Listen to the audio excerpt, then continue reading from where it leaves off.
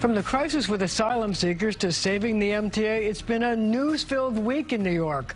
We tackle some of the top issues with the city's first deputy mayor, Sheena Wright, and Manhattan State Senator Brad Hoylman-Sigal. The Point starts right now.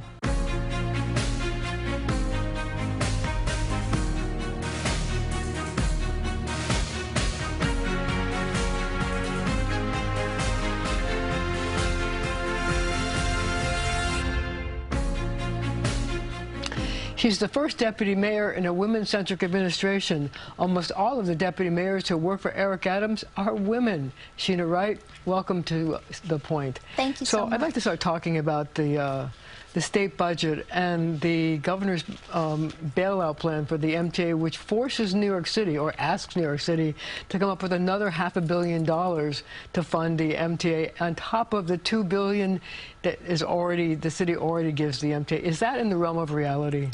It is extremely difficult and really will harm the city in its ability to really deliver services. There are really great things in the budget that we do appreciate from a policy perspective. The governor really has, followed when we had a big housing agenda, and has a big housing agenda. The resources for mental illness, those things are great. But this MTA, $500 million for perpetuity. It's not just 1 year to bail out. I think that was lost in the conversation, that people thought, oh, it's a one-time, contribution, but this is going to commit the city forever. Forever. And we certainly, at a time where we are reeling from the asylum seeker crisis, $1.4 billion of unbudgeted funds we have to spend this year, $2.8 billion next year, really trying to come out of COVID to try to have a real economic recovery for the city. This is the absolute worst time to put an unfunded $500 million mandate, and it really will impact our ability to do lots of other things. So are you going to argue with the governor, or is the administration going to argue with the governor that she should find some other way to raise the money?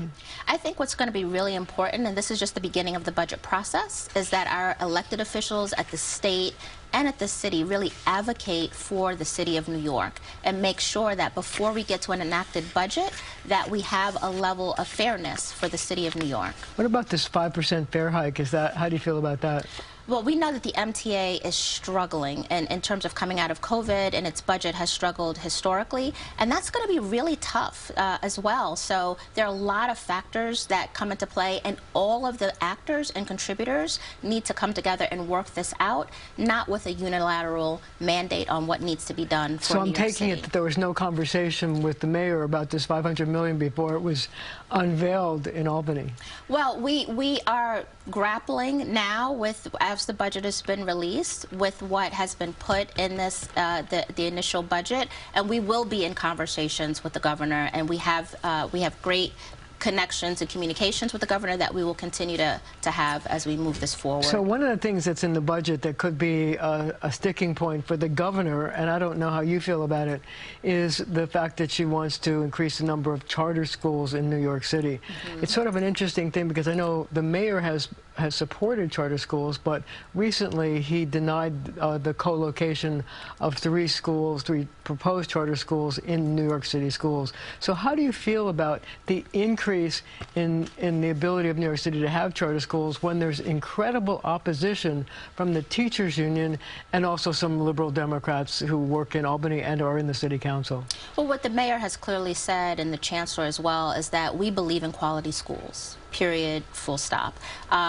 Public schools, traditional public schools, charter schools, we want to make sure that there are really high quality options. We have been, and so we practice what we preach. So we've actually allowed some co-locations since we've been in office for charter schools, several of them, and we want to make sure that we do it in partnership with community, and that has to be in place. We have to make sure that we're really engaging the residents on the ground about what their needs and wants are as we move forward. I think that this, what was put in the budget, it's up to the state. They have to make the decisions that they think are best, and we will continue just to fight for good quality schools overall. But see, it's sort of a sticky wicket, because on the one hand, a lot of the parents in black and brown communities want their kids to go to charter schools. They've told me that they feel like they've died and went to heaven when their kids get into a charter school. But at the same time, as you know, the chancellor is struggling with the fact that there's been a decrease in numbers of people who have gone to New York City schools. And so there's a sort of a competition for resources and things like that. And so if you put more money into charter schools, there's the worry that New York City schools are going to be shortchanged, and if you encourage them to go to charter schools, the number of students in New York City schools is going to continue to go down. So, what do you do? Well, I think that that there are really great charter schools, and there's some that are not so great, and there are really great traditional public schools. There are. That people really want to go to, and the goal is that we want to scale, sustain what works and what is working, and that's where our dollars, should be spent and where our focus should be. And the chancellor's very focused on really keeping and improving the quality of traditional public schools. Yeah, I know. I mean, he personally, I've had him on my show a number of times, and I know that's true. But I guess it's sort of a sticky wicket because he comes from the charter school world with the Eagle Academy, and yet now he has to try to get more people to come to city schools. Well, I think that's such a great point. Eagle Academies were not charter schools. They were not. People always assume that they are because they were really good schools. They were terrific schools. There are really schools. great traditional public schools like the Eagle Academy, like the Young Women's Leadership, like so many others that we need to really lean into those and lift them up as well. And 90% of the kids go to traditional public school. So we have a situation where in the mayor's State of the City speech, he talked about outdoor dining and some of the sheds, which he called, and I quote, COVID cabins. So what's the vision for how we should redesign outdoor dining, and should there be blueprints for how you should do it so that there's sort of a uniformity? And my second question would be, should we take them down in the winter? Right. I'm so excited that you said that because Deputy Mayor Joshi and Deputy Mayor Torres Springer are actually working with their teams on a plan. Outdoor dining saved the restaurant industry, and it's now a part of kind of us being a New Yorker. And we do need to go to that next phase, and we will be coming out with a renewed vision of what that looks like for the city of New York. Can you give me a hint? What is the new vision? Well, it's coming out, and we're getting a lot of input from small business owners, from community members, and from different stakeholders, because it has to be a shared vision, and it has to work for us. But I'm excited about it. I think it's going, when we think about some European countries and all of the kind of outdoor eatings and just how we use our public realm, it's going to be exciting. So let's talk about the elephant in the room, the 43,000 asylum seekers who are really making it really difficult for New York City to get ahead of the curve in terms of its budget. There's a lot of need on their part, but also the city has had to come up with, now I think the new estimate for 2024 is $2.8 billion. Who's going to pay for that? Well, right now we're paying for it. This year it'll be $1.4 billion. As you said, next year it'll be $2.8 billion, and we need help from the federal government. We are really appreciative of Senator Schumer and Congressman Jeffries for the work that they've done to advance some legislation, but we need leadership.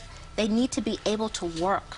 The people that are coming here, they're coming here for better opportunity, and they need expedited opportunities to get to work. We need a decompression strategy. There are a lot of things that we need from the Congress and the federal government that we are advocating for. So I know that there's been conversation about having some of the migrants go to other places in New York State, but there has been a resistance because they don't have these work papers. Right. How can you get the federal government to do this? It's advocacy. We're in constant communication with, through our congressional delegation and our bodies, and we're telling them exactly what the needs are. The mayor has reached out to other mayors across the country. I know the governor's also reaching out to governors across the state. So this is a national problem, and we need a national solution.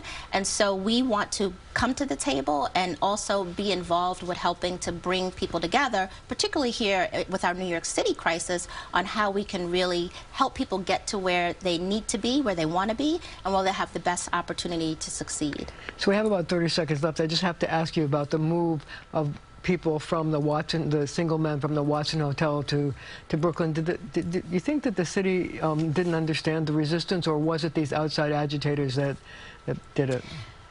everyone has moved, right? We have 600 people at the Brooklyn Cruise Terminal. There were just a couple of dozen people who were resistant. We need that space for families with children who will be moving in on Saturday. We're at a record high in our homeless shelter system, and we've never had this influx of people. We're doing an excellent job in making sure that we're making room. And as the elected officials who toured last week said, these are good accommodations at the Brooklyn Cruise Terminal. Thank you so much. We'll be right back with more of The Point.